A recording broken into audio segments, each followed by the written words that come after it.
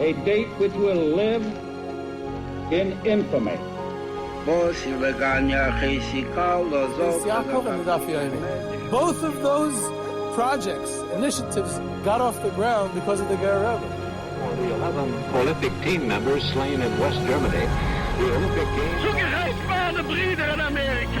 Schon 1000 Shabbos hat es getan. Out of the 24 who were killed were Americans who had come to learn in Hebron. I say 1 million Jewish children who were made to be cut loose.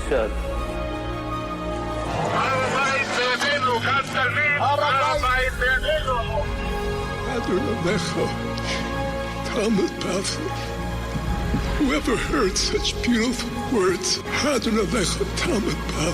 It is never together with Jewish History Soundbites, and this episode about the history of the prominent pre-war Polish Chassidic Dynasty of Radzymin is generously sponsored in memory of Jack Horn, Rabbi Yaakov Yitzchak ben Moshe Yecheskel, who was a proud Radzyminer Chassid. When we go to the Warsaw Jewish Cemetery, which we do and very often, it's probably one of the most popular visits of all the places that we go to. So it is this huge, massive cemetery, one of the largest Jewish cemeteries in the world, and there's tens and tens and tens of stops that we do on this visit, many kivrei tzadikim, and we very often, when we have time, we stop by the Radzyminer Oihel. By the way, it's Radzymin and not Radzin. Sometimes groups get mixed up with that. Radzin was another prominent Polish chassidus, and there is a Radziner Oihel also in Warsaw. Radzin is Ishbitz. It's different. It's part of Pshischa also, the general family of Pshischa like Radzymin is, but it's a different branch. It's Radzin is Ishbitz. We're talking about Radzymin. Okay, it's two different towns in Poland. It's okay. So it's two different locations, two different places. Anyways, so this Radzymin Oihel is where a few different Rebbes, including the founder of the dynasty, Rav Yaakov Aryeh Guterman of Radzymin, is buried, and a few of his grandchildren who are either Radzyminer Rebbes or are affiliated with Radzymin. We'll speak about who's in that oil exactly also. And that's a very important stop, and it's a nice stop. And very often the group says, Radzymin, I never heard of that. What is Radzymin? Sometimes you'll get one of these knowledgeable groups that say, oh, I heard of it. Or once in a rare time you hear someone who's, has had some Radzyminer yichus in their family or something, but it's not very well known. And it was one of the largest and most prominent and influential Chassidic dynasties and communities in pre-war Poland. So it's a pity that it's not so well known today. It was completely decimated in the Holocaust. The last Rebbe of Radzymin actually passed away childless in 1934 before the war.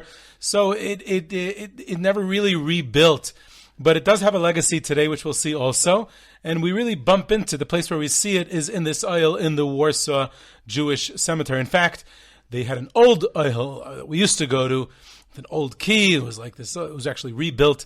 This old aisle was the real old aisle was destroyed in the war by the Nazis, or after the war, from the weather, from the neglect, whatever it was. It was rebuilt, if I'm not mistaken, by Ger in the 1980s. I think I'm not mistaken on that. And then that's the oil that we used to go to. And then just recently, just like 2 years ago, it was rebuilt again.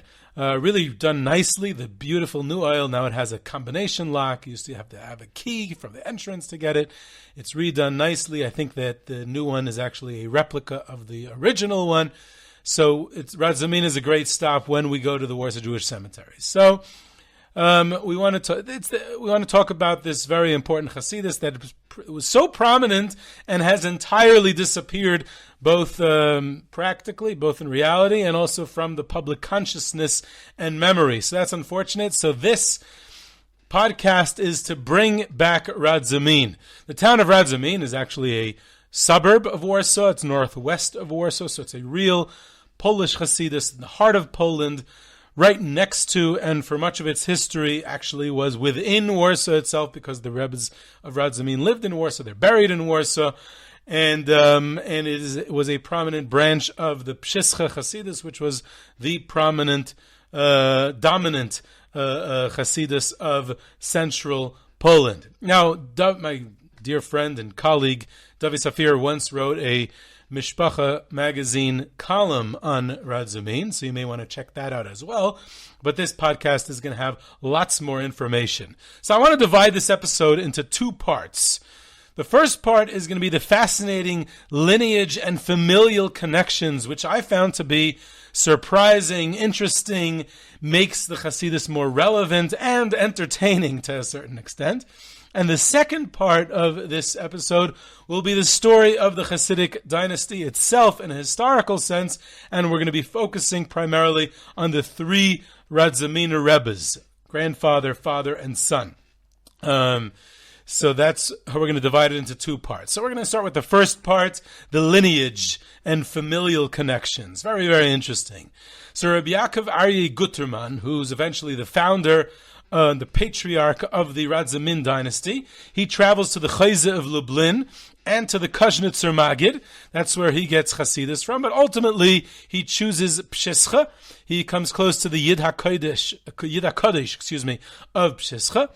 Rabbi Yaakov Yitzchak Rabinovitz, and then later his student and successor Reb Simcha Bunim of Pshischa, as he's known, is the Rebbe Rabbinim of Pshischa.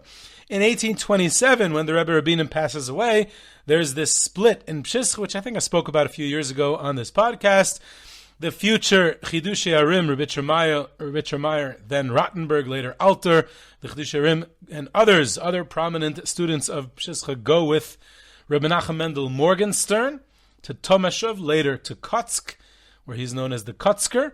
That's one faction. And the other Pshischa faction initially follows the Rebbe Rabbinim's son, Rebbe Avraham Moshe Bonhard of Pshischa, but he passed away shortly afterwards, and he was succeeded by another very prominent Pshischa Talmud, Rabbi Yitzchak Kalish of Vorka, the Vorka Rebbe.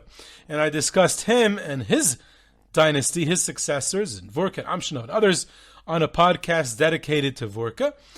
Now, Rabbi Yaakov Aryeh Guterman, later of Radzymin, follows this faction. Now, when Rabbi Yitzchak of Vorka passes away in 1848, so for a short time, very brief time, he was succeeded by Rav Shraga Feivel Danziger of Gritze. He passed away a few months later, so who was another student of Pshischa. Now at this point it gets confusing, and I like it because then it makes it more fun. On one hand, later on, Rav Shraga Feivel of Gritze's son, Rabbi Chiel Danziger, establishes the Alexander dynasty, which I also had a podcast on. On the other hand, it was Rabbi Yitzchak of Vorka's sons, Rabbi Yaakov David of Amshinov and Rabbi Menachem Mendel of Vorka, who succeeded him at this point. But there's a twist over here, because there are more splits within this faction at this point. Just splits, by the way. No animosity, just gravitating towards different tzaddikim of Pshischa. So it was at this point that Rabbi Yaakov Aryeh Guterman assumes a formal Chassidic leadership role of Pshischa Chassidim. And this is when he founds the Radzymin dynasty. So he was for many years one of the most respected of the Pshischa students. He was renowned and respected as a Talmud Chacham, a great Torah scholar. He was the rabbi first. He succeeded his father-in-law in Richevol, and later on he was the communal rabbi of Radzymin, where he remained for many years until his passing in 1874.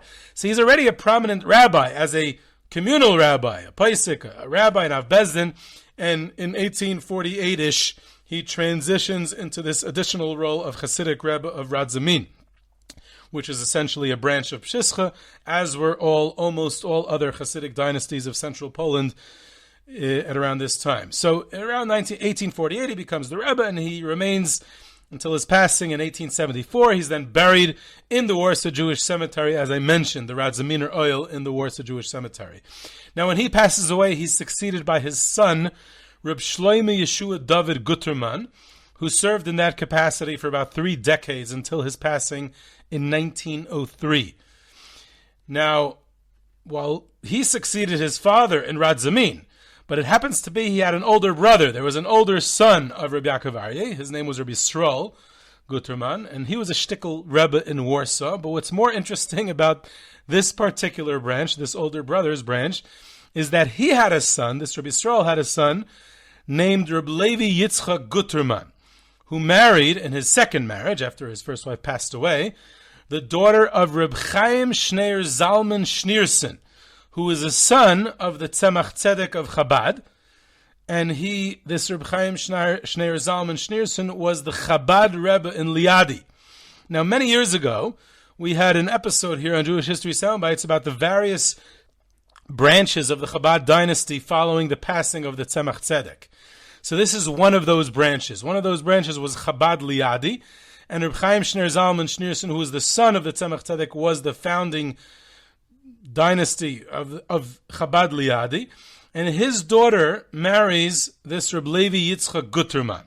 In any event, so Reb Levi Yitzchak Guterman, who's from Warsaw, who's a grandson of the Radzymin Rebbe of Pshischa, moves to Liadi and completely integrates into the Chabad style of chassidus. So there's a very diverse background. This is Pshischa Polish chassidus becoming into Chabad. So much so that he integrated that when his father-in-law, the Chabad Liadi Rebbe, passed away in 1879, so Chabad Liadi's, this Rebbe, this Reb Chaim Shneir Zalman Schneerson's son, succeeds him in Liadi, but his son-in-law, Reb Levi Yitzchak Guterman, also succeeds him. Eventually he settled in another town called Siruchin, so that he becomes the Chabad Liadi Siruchin Rebbe. And he was quite popular and influential at that. He passed away at the end of 1904 while he was on a visit to Warsaw. So he's buried in the same oil as his grandfather, the Radzymin Rebbe. He kind of like goes back to his roots. He had been in Chabad and now he comes back to his Radzymin Polish roots in Warsaw. Now, the reason that this is so fascinating is this historical tidbit is that the Radzymin is the most Polish. You can't get more Polish than this. It's of all Polish Chassidim. It's Pshischa, it's Warsaw, etc. And yet this Reb Levi Yitzchak Guterman integrates just fine into Chabad, which is the ultimate Russian Chassidus, and he even becomes a Chabad Rebbe, which is amazing.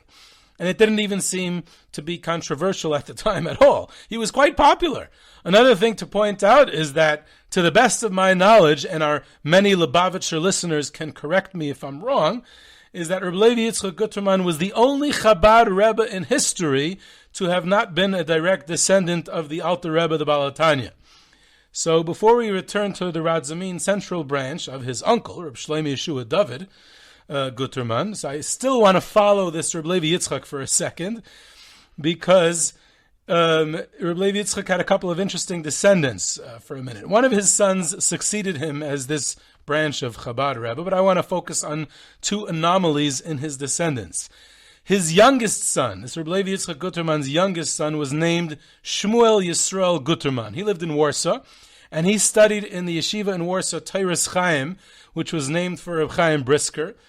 And the Rosh Yeshiva was Reb Chaim Brisker's Chassidic son-in-law, Reb Hirsch Glickson.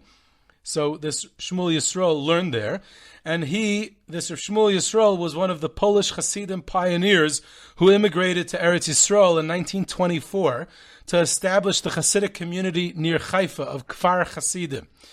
One of the Hasidic pioneers of the Warsaw area of that group was about 5-10 years ago, was made famous by Rapini Dunner, was the one who led this group, Rabbi Cheskel Taub, the Yablona Rebbe. So one of the other members of this group was this Shmuel Yisrael Guterman. Now in 1932, a few years later, in Kfar Hasidim, this Shmuel Yisrael Guterman was 29 years old. He was shot to death by Arab terrorists in front of his home in Kfar Hasidim, in front of his wife Sarah. And the couple did not have any children. And he is considered the first victim of terror in Kfar Hasidim's history, and he's buried there in that cemetery. That's one interesting descendant. Another descendant of Reb Levi Yitzchak Guterman was a great-grandson of his named Reb Yehuda Yaakov Guterman, direct descendant. He grew up in Israel, and he was one of the first Talmidim of Panovich Yeshiva in the 1940s, and he was eventually hired by the Panovich Rav to serve as the Mashgiach of the Yeshiva Katana of Panovich. And he served in that capacity for, like a half a century or so, for many, many decades, until his passing just 5 years ago, when he was in his late 80s, I think. So here you have a direct descendant of the Polish Pshischa Chassidic of Radzymin, and a direct descendant of the Chabad Liadi branch, and he became a mashgiach in pretty much the most Litvish yeshiva in the world. So that's interesting as well. Now let's get back to the Radzymin dynasty. So we said that Rav Yaakov Aryeh Guterman is the patriarch of the dynasty. He passes away in 1874. He succeeded in Radzymin by his younger son, Rav Shlomo Yehoshua David Guterman, who leads the Radzymin community until his passing in 1903. He in turn had one son. He had a daughter too. We'll get to her soon. His son was Rav Aharon Menachem Mendel Guterman, who succeeded him as the third and somewhat final Radzyminer Rebbe. Rav Aharon Menachem Mendel was one of the most fascinating personalities in the history of the Chassidic movement, and I'm not exaggerating at all. He was one of the most important and active and influential leaders of Polish Jewry during the 31 years that he was the Radzyminer Rebbe until his passing in 1934. Hopefully we'll have time in this episode to discuss him at length, because he is such a fascinating figure, and almost no one heard of him or remembers him today. What a pity. But now, before we get to his life story, which I'm going to get to hopefully, right now I just want to focus on the lineage part, because we're in the first half of the episode, and the familial connections of his, because that's also interesting. Now, he himself never had children. We're talking about his familial connections in general. So he himself is Rav Aharon Menachem Mendel Guterman. He's named for the Kutzker, by the way, not the Aaron part, the Menachem Mendel part. Now, his first marriage, he marries Matel, who's the daughter of Rabbi Yitzchak Yaakov Rabinovich, the Biala Rebbe, which is also a Pshischa branch. They're actually descendants of Pshischa. So he marries the daughter of the Biala Rebbe, Rabbi Yitzchak Yaakov Rabinovich. They, unfortunately, did not have any children, and seemingly as a result of that, although it's likely that there were other reasons as well, they got divorced. So this is where it also gets interesting. Rav Aharon Menachem Mendel, the Radzyminer Rebbe, had a close chassid who he had appointed as his Rosh Yeshiva. He opened the yeshiva in Radzymin, and he appointed this chassid as the Rosh Yeshiva. It was called Orchos Chaim. He opened it in 1912. This chassid was also a dayan, and this chassid, in his capacity as dayan, arranged his Rebbe's get for this divorce. Now, this chassid's name was Rav Pinchas Menachem Singer. Now, this chassid, Rav Pinchas Menachem Singer, had a son, and this son was the world-famous writer and Nobel laureate Isaac Bashevis Singer, who's probably the most famous relapsed Radzyminer chassid, who wrote much about Radzyminer Chassidus. Either way, Isaac Bashevis Singer writes about the Radzyminer Rebbe, Rav Aharon Menachem Mendel, and his divorce, and his father's role in it at length in his book, Mein Tates Bezdin Stub, which was translated into Hebrew, into English, and whatnot. So we have a lot of information about Radzymin from Singer. Either way, Rav Aharon Menachem Mendel remarried a second time, this time to a lady by the name of Gittel, who was the daughter of Rabbi Yaakov Moshe Safran of Kamarna, he was the son of the famous Kamarna Rebbe, Rabbi Eliezer Tzvi Safran, the Kamarna Rebbe, and unfortunately they never had children either, and he passed away. The Radzyminer Rebbe passed away childless in Warsaw in 1934. He's buried next to his grandfather in the Radzyminer Oil, not next to his father in Radzymin itself. He's buried in Warsaw next to his grandfather in the Radzyminer Oil. Now, before we get to who succeeded him, since he had no children, I want to take a step back and take a look at his second marriage. He had an uncle through his second marriage. His uncle through his second marriage was Reb Chaim Elazar Shapiro, the Minchas Elazar of Munkach, no less. The Minchas Elazar was married to the daughter of Reb Eliezer Tzvi Safran of Kamarna, and Reb Aharon Menachem Mendel Guterman was married to the granddaughter of Reb Eliezer Tzvi Safran of Kamarna. So they were uncle and nephew through marriage. Now for the Minchas Elazar, it was also his second marriage. He had also divorced his first wife when they didn't have any children. And when he married his second Kamarna wife, he had his only child, a daughter, Frima Chaya Rivka. And who did she marry? She married Reb Baruch Yeshua Yerachmiel Rabinovich, who's a grandson of the Biala Rebbe, Reb Yitzchak Yaakov Rabinovich, Who is Rabbi Yitzchak Yaakov Rabinovich, the Biala Rebbe? The father-in-law from this same Radzymin Rebbe from his first marriage. Now, I know that's a bit confusing. I'm not even sure if I followed it, all that, but I found that connection to be both ironic and hilarious at the same time. Now, let's get back to Radzymin. When Rav Aharon Menachem Mendel Guterman passed away childless in 1934, he was succeeded by a couple of his nephews.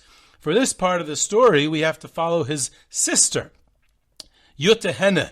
Rebbetzin Yutta Henne was obviously the daughter of Rav Shlomo Yehoshua David Guterman, the second Rebbe of Radzymin. She married Reb Tzvi Hirsch Morgenstern of Lamage. Who is Reb Tzvi Hirsch Morgenstern of Lamage? Reb Tzvi Hirsch was the son of Reb David Morgenstern, the oldest son and successor of his father, the Kotzker, Reb Menachem Mendel Morgenstern. So Reb Tzvi Hirsch is a branch of Kotzk. He's a grandson of the Kotzker. He's a branch of Kotzk. So his court was a combination of Kotzk and Radzymin. He married a Radzyminer daughter, and he was Kotzk, and he lived in Radzymin. He lived in Kotzk, and then he settled down in Lamage, and then finally at the end of his life he settled in Warsaw, and he's buried in Warsaw. We also go to his oil in the Warsaw Jewish Cemetery. Now, with his first wife, eventually his first wife passed away. He remarried afterwards. But the Lamage Rebbe's first wife was this daughter of the Radzyminer Rebbe, and he had 4 children with this Radzyminer Shidduch here. He had 2 boys and 2 girls. His oldest son was named for the first Radzyminer Rebbe, Rav Chaim Yaakov Aryeh Morgenstern, and he was the rabbi, he was the town rabbi in Vishkov. Now, his father-in-law, this Reb Chaim Yaakov Aryeh Morgenstern, was the Amshinov Rebbe. So he married into the Kalish Amshinov family. And by the way, this Vishkov Rav, his son-in-law was also the Amshinov Rebbe, his nephew. His son-in-law was his nephew. His daughter was married to Rabbi Chmiel Yehuda Meir Kalish, the famous Amshinov Rebbe, who escaped during the war to Shanghai together with his father, Reb Shimon Shalom Kalish, the Amshinov Rebbe. Either way, this Reb Chaim Yaakov Aryeh Morgenstern of Vishkov succeeded his uncle, Rav Aharon Menachem Mendel Guterman of Radzymin, in 1934, and he became the leader of the Radzymin Chassidim. He even moved to Radzymin itself. Unfortunately, he and almost his entire family were murdered by the Nazis during the Holocaust.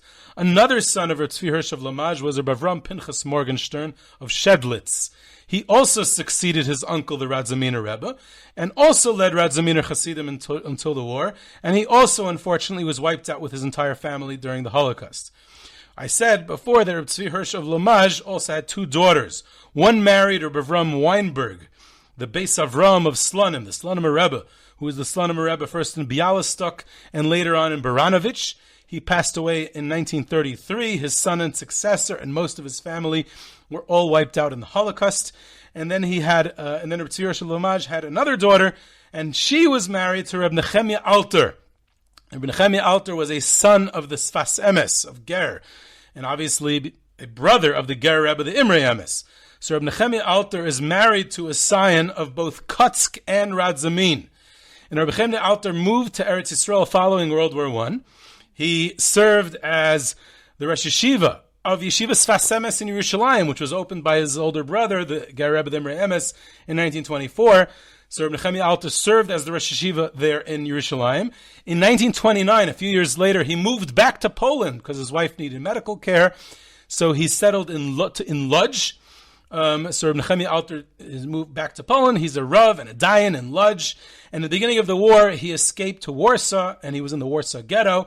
He passed away in the Warsaw Ghetto in the middle of the war from illness, and he was able to be buried in the Warsaw Jewish Cemetery, and they buried him in the Radzyminer oil also, the big oil, a lot of people buried there, and he's buried next to his wife's grandfather, the Radzyminer Rebbe, in that oil in Warsaw. Now, Reb Nechemia Alter's daughter married her first cousin, the Ger Rebbe, the Imre Emes' son, Reb Simcha Bunim Alter, who later became the Ger Rebbe, the Leiv Simcha.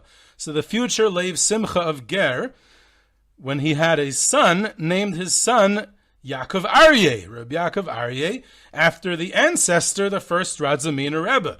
And that is the current Ger Rebbe today. So the current Ger Rebbe today is actually named for the Radzyminer Rebbe.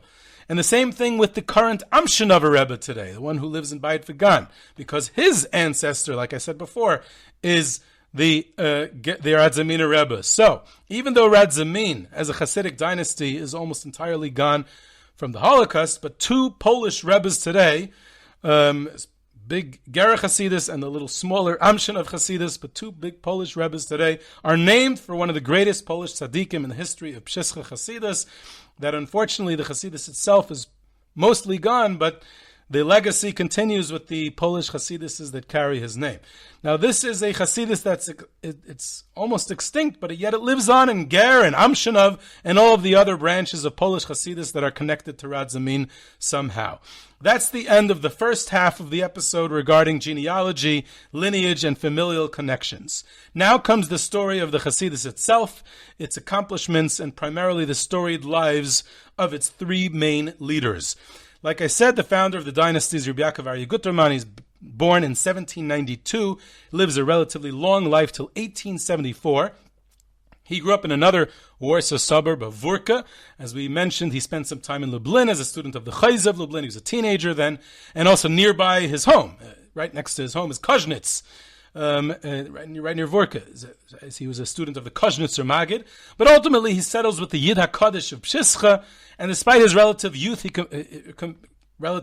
compared to many of the other famous students of Pshischa, he was much younger, but still the future Radzymin, Rav Yaakov Aryeh, rises to the top of the Pshischa Chabura, and Rav Yaakov Aryeh was instrumental in the succession of Reb Simcha Bunim of Pshischa, the Rebbe Rabbinim, following the passing of the Yid HaKadosh. In fact, Rav Yaakov Aryeh stated that the Chayze hid himself with Ruach HaKadosh, the Yid HaKadosh hid himself with his ga'inus, with his brilliance, and finally, the Rebbe Rabbinim, we got to see pure Chassidus shine in all of its glory. That's how he talked about his Rebbe, the Rebbe Rabbinim. When Reb Simcha Bunim of Pshischa was blind in his later years, it was Rav Yaakov Aryeh Guterman who read Sfarim to him out loud so he could study Torah. As a young man, Rav Yaakov Aryeh succeeded his father-in-law as the rabbi of the small town of Richeville. Later on, he was appointed the rabbi of the town of Radzymin. Now, allow me to clarify what this means at this point in his life. He's a close Chassidic follower of Pshischa. His Rebbe is still alive, and he goes to visit his Rebbe every once in a while. But his day job is that he's a communal rabbi, with all that entails. He's a paisik and halacha, he's a bezdin, he's a public figure, he's a leader, etc., etc. He's also a chassid of Pshischa. That's two elements of his life. Now, when the Rebbe Rabbinim passes away in 1827, and Pshischa split into the Kutzker faction, and on one side, like I mentioned before, and the other side is the Rebbe, the son of the Rebbe Rabbinim, Rav Aharon Menachem Mendel. So there was a famous letter written from this other faction to the Kutzk faction in a futile attempt to keep Pshischa together, all the followers of Pshischa united. Rabbi Yaakov Aryeh of Radzymin was one of the signees on that letter, even though the letter didn't work. The Pshischa did split. Now, Rav Aharon Menachem passes away shortly thereafter. He was succeeded, as I mentioned, by Rabbi Yitzchak Kalish of Vurka, and following his passing in 1848, Rabbi Yaakov Aryeh Guterman of Radzymin emerges as one of the prominent leaders of Pshischa Chassidim. Now, ultimately, he had thousands of followers in what became the Radzymin dynasty, which was obviously a Pshischa faction, but here's where it gets interesting. First of all, Rabbi Yaakov Aryeh of Radzymin basically outlived all of the other senior Pshischa Talmidim, both because he had come there quite young, he was younger than most of his friends, and also because he lived until the age of 82, which was quite old in the 19th century. So following of the passing of the Kutzker in 1859, and then the Chidushei Arim in 1866, the Radzyminer was basically later on the last, at this point, one of the last of the senior students of Pshischa still alive. And in his last years, he probably was the last one. And this greatly elevated his status across central Poland in the eyes of all followers of the various Pshischa branches beyond the borders of his own Radzyminer Chassidim. The second thing unique about Rabbi Yaakov Aryeh of Radzymin was the fact that he emerges as a renowned Bal Moifis, a Poil Yeshuis, meaning he was a healer, a miracle worker. He wrote amulets. His blessings and his prayers came true. The whole works. Now, this might sound pretty standard for a Chassidic leader. I mean, don't they say that about every Chassidic leader? But that's not true. Because in Congress, Poland, where he lived, it was quite rare. Almost no other Chassidic leaders had that reputation. Even where it existed in Congress Poland, it was only among non-Pshischa dynasties of the region, such as the Saba Kadisha Radzymin, the famous Radzymin Rebbe. But within the Pshischa branches, it was literally non-existent. There was no other Rebbe in the Pshischa area that had this quality and that was known for this. It was just not the style of leadership that the Rebbes of the various branches of the Pshischa dynasty promoted, nor was it the type of relationship which they endeavored to have with their followers. We're talking about Kotsk, Ger, Sachachev, Biala, Vurka, Alexander, Amshinov, and many others. And yet apparently, even for Pshischa Chassidim, you got to have someone to go to in times of need. You need that Yeshias. You need someone. Even Pshischa Chassidim needed that. And the Radzyminer was it. He was the guy. He became famous as someone to go to daven. He davened for you, to seek his blessings, etc. And so he served in that role for all of Pshischa Chassidim in central Poland. When we stop at his oil in Warsaw, and I try to explain to the group the significance of davening there, I say by way of analogy, so that the group understands, today's, 21st century groups, that he was kind of like the Reb Shail of Kerestir of central Poland, in the Pshischa realm of the world. And the irony of that joke of mine is that Reb Shaila was born in the same year that the Radzyminer passed away. So there is that subliminal, mystical connection there. Now, I found an odd story about this Radzyminer Rebbe, that if true, it's a big if, I have no idea if it's true or not, but if it is true, then it really points to the nobility of his character. Apparently, the story goes that some housekeeper who worked in the Radzyminer's home, or maybe in his court, his chutzner in Radzymin, was dismissed at some point for whatever reason. Now, this fellow's wife was mad that her husband's job was terminated, so she decided to exact revenge, and she decided, of all things, to poison the Radzyminer Rebbe to death by bringing some poisoned baked goods to his home. Now, somehow, it was miraculously discovered in time, and no harm was done. The Radzyminer Rebbe did not eat the bread, and the woman was duly arrested. But Rav Yaakov Aryeh refused to press charges or testify against her. He wanted to request that she be acquitted of all charges. But the Chidushei Harim, his close friend, protested, and he demanded that his esteemed friend testify against this woman because it was necessary for this dangerous woman to be prosecuted. She's a criminal. She tries to be a murderer. And we need to make sure that she's prosecuted. We can't have dangerous people like that around. The Chidushei Harim even wrote, according to the story, a halachic tshuva explaining why Rav Yaakov Aryeh was required to testify against her, and he ultimately had to do so against his will. Very interesting story. He passed away in 1874. Like I said, he's buried in Warsaw. He actually authored a sefer himself. He wrote a sefer himself, but for some reason it was never published until exactly a half a century later, in 1924, after his passing, when it was finally published by his grandchildren. It's called Divrei Aviv, and later on another sefer, Bikurei Aviv. His son, Rav Shlomo Yehoshua David Guterman, succeeded his father and served as the head of the ever-growing Radzymin community of followers, who numbered at this point in the many thousands. Of course, it's impossible to have an exact number. By the way, anyone who ever tells you an exact number of any pre-war chassidus is lying. We don't know exact numbers. But Rav Shlomo Yehoshua David remained the Rebbe for about 30 years until his passing in 1903. Even prior to his father's passing, very interesting story here, he served in a notable public position for all of Polish Jewry following the passing of Rav Dov Ber Meislish, who was the subject of a podcast here on Jewish History Soundbite some time ago, the Rav of Warsaw. When Rav Dov Ber Meislish passed away in 1870, Rav Shlomo Yehoshua David Guterman succeeded him as the overseer of Koilel Poilin, the Kupas Reb Meir Balanes for the old Yishuv in Eretz Yisrael, for those who came from Poland. This is while his father, the Radzyminer Rebbe, is still alive. The reason that this is so important is not only because of the centrality of this position, its prominence. This is one of the most prestigious positions in Polish Jewry, but in addition to that, he succeeded literally the most famous rabbi in Poland. And also it sets the stage for the close connection between the Radzymin dynasty and the Yishuv in Eretz Yisrael, which was to be played out much more so with his son, who had this incredible, colorful life and career. His son is Rav Aharon Menachem Mendel Guterman. He was born in 1860, passes away in 1934. In 1903, this third Rebbe of Radzymin, and to a certain extent the last Rebbe of Radzymin, succeeded his father as Rebbe, and would serve so until his passing over 30 years later.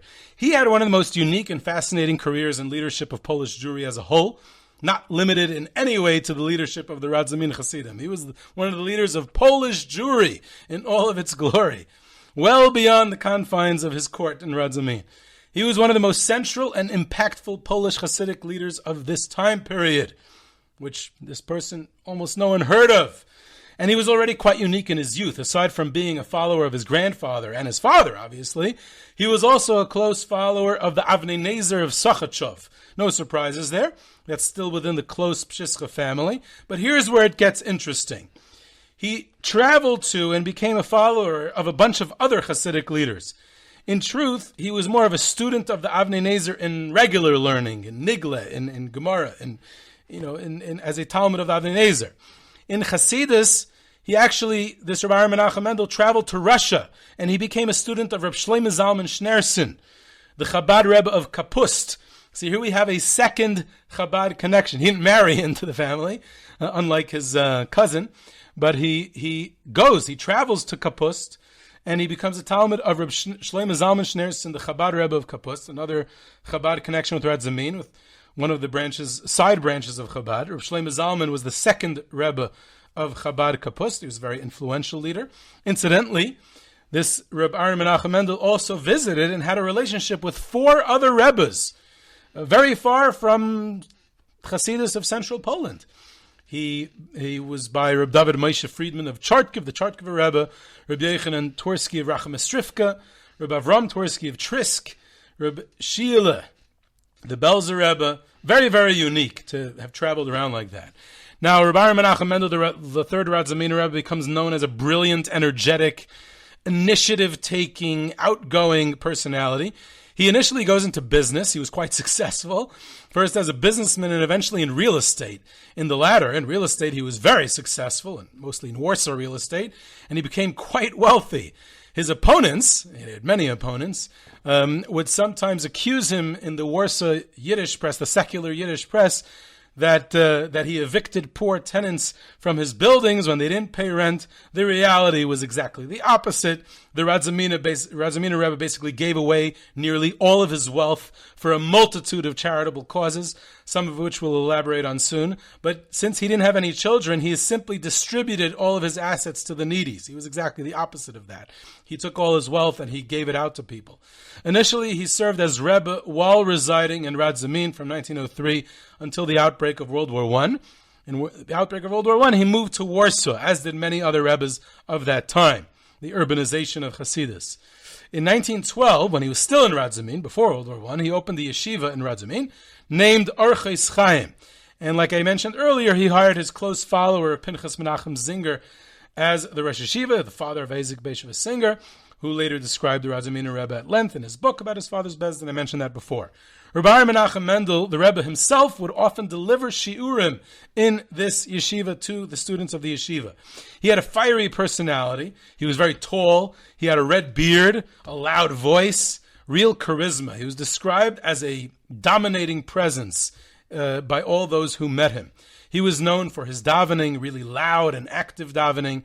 By his tish, he would speak Torah for hours on end, which was also very unique. Just for hours, he would go on. The Torah that he taught his Chassidim actually was very Chabad Torah in style, with the Kapust influence I mentioned earlier. As his father and grandfather before him, he was also known as a miracle worker, and many sought his blessing and advice on a variety of issues. Once he moved into the urban center of Warsaw, which was the largest Jewish community in all of Europe, his most famous event of the year was his Hakafos on Simchas Torah. They would last all night. They would go till the morning. After Hakafos, they would go straight into davening Shachris. Now, he himself would dance the entire night without taking a break, the whole night, all the time while holding a Sefer Torah, seemingly with endless energy.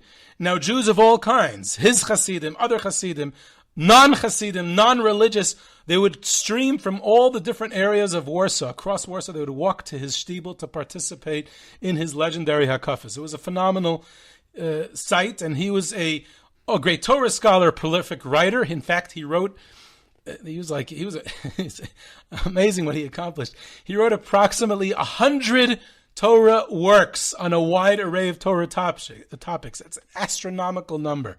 Almost all of them he never published. I don't know why. They remained in manuscript. He didn't really publish. All of those manuscripts were lost. Almost nothing was salvaged.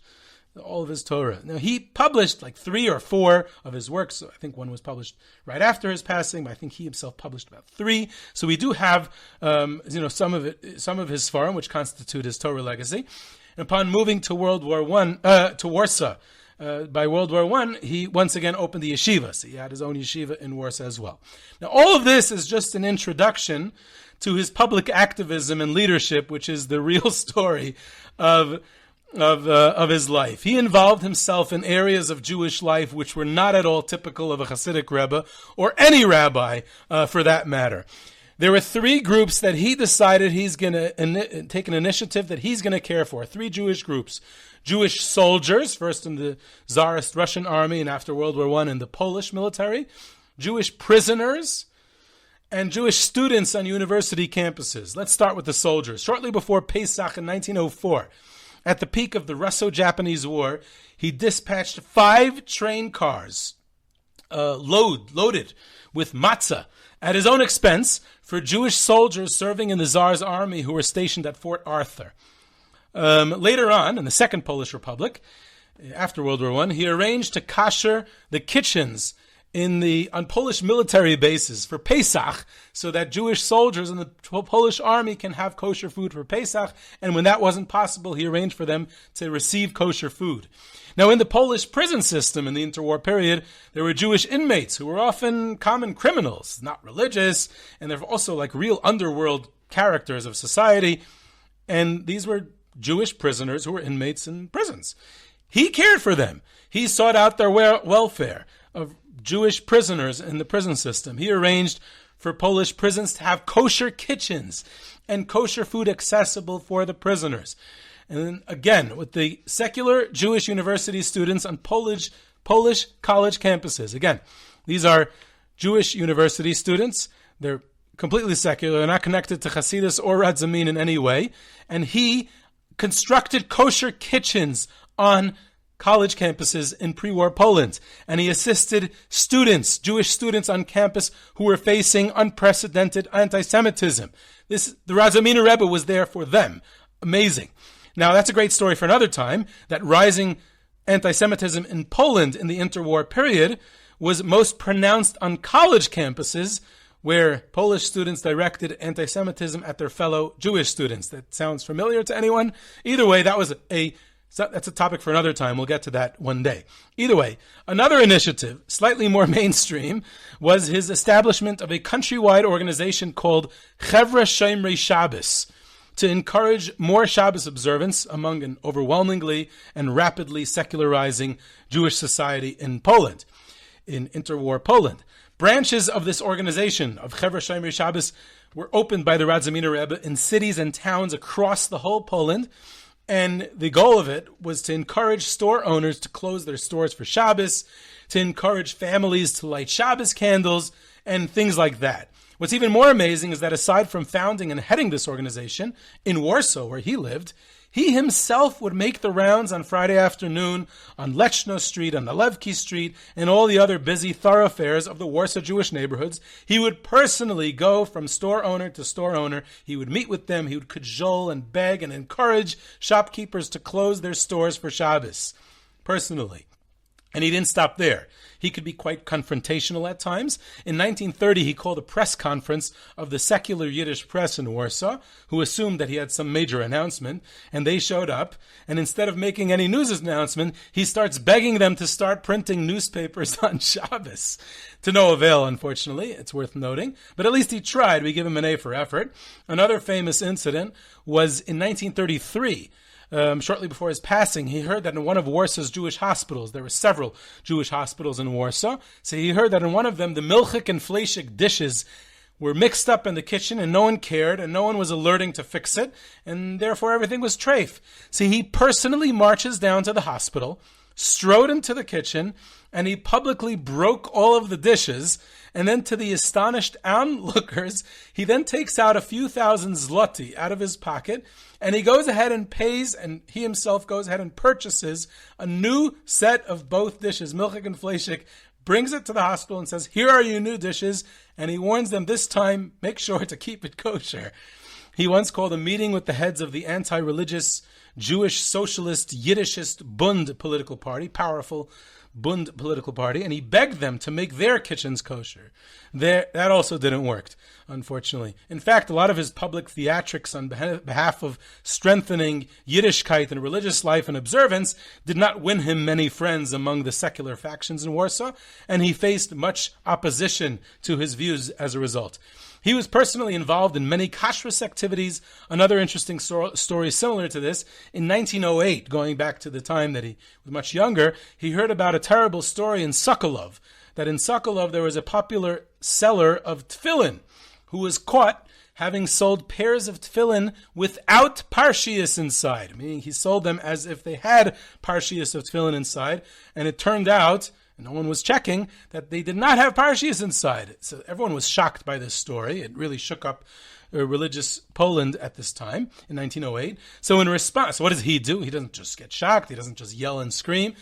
In response to this story, he decides and he initiates a countrywide campaign across Poland to check tefillin, encouraging everyone to have their tefillin checked and to get it replaced if there's anything not kosher. And then he made a bold offer, which he delivered on. He said that anyone across the country of Poland who checked their tefillin and they required that their parshias be replaced, but they could not afford it due to financial constraints, they should notify him, and he personally would cover the cost to replace the tefillin. And he did. During this pre-World War I era, when Poland was still under the Tsars, he'd often call meetings of public activists, Jewish leaders, rabbinical and Chassidic leaders to protest Tsarist actions against the Jewish community, to figure out ways to better the Jewish situation under the Tsars. He continued in this regard in interwar Poland in the Second Polish Republic, and in that capacity he often met with prominent Polish government officials. He even met with Marshal Józef Pilsudski himself, the legendary leader and dictator of the Second Polish Republic. What made these meetings even more comical was the fact that the Radzymin Rebbe did not speak Polish, he did not speak Russian, but he did speak a decent German somehow, which most government officials at that time in Europe knew as well. So he'd converse in German with Polish government officials, and then when he didn't know a term in German, he'd throw in Yiddish words too. Now, another interesting halachic issue which drew the ire, this time of his rabbinical colleagues in Warsaw, was in 1919. Agudas Yisrael in Frankfurt arranged for a shipment of esrogim from Damascus to be sent to Warsaw. This is right after World War I, and esrogim from Damascus arrive in Frankfurt. Now, the Vad HaRabbanim of Warsaw, they researched the issue, they looked into it, and they concluded that these esrogim that arrived from Damascus are grafted, they're murkav, and therefore they cannot be used on Sukkos. The Radzymin Rebbe did his own research, and he disagreed with the Vad HaRabbanim of Warsaw, and he publicized his opinion against the Warsaw Rabbinate, stating emphatically that they are kosher. This became a very public dispute, and later on Rabbi Leo Kletzkin, the famous rabbi of Lublin, publicly supported the Radzymin Rebbe that they were kosher, as did German rabbis such as Rabbi Israel Munk of Berlin. Another aspect of his leadership was the Radzymin Rebbe's relationship with the land of Israel, which is a fascinating story. Firstly, he inherited his father's position as the head of the Kollel Poland. In that capacity, he raised funds for the old yeshiv and oversaw other activities there. But there's much more to come. The Radzymin Rebbe was the main backer, both in active leadership and in funding the ambitious project of a Skierniewiczer Chassid from Warsaw named Yitzchak Gerstenkorn, along with a group of his friends, Polish Hasidim from Warsaw, to establish a religious town in Eretz Yisrael named Bnei Brak. So the Radzymin Rebbe was the main backer of the project. He oversaw it. He was very supportive of Yitzchak Gerstenkorn. The Radzymin Rebbe donated huge sums of his own funds for this project. I'm talking about tens of thousands of zloty. and he actively and personally led the committee which organized its activities on the Poland side. So essentially, the entire city of Bnei Brak today is in large part due to the efforts of the Radzymin Rebbe during its formative years of its establishment. I don't think anyone knows that today.